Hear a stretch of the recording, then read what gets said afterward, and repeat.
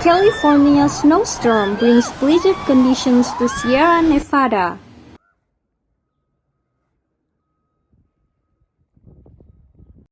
A California snowstorm is bringing dangerous blizzard conditions to parts of the state.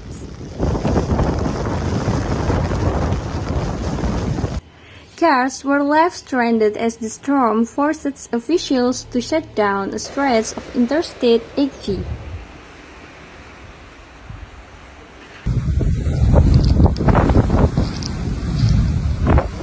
Meteorologists have predicted 10 feet of snow in higher elevation that would create life-threatening concern for residents in the region around Lake Tahoe and blocking travel on the key east-west freeway, according to the Associated Press.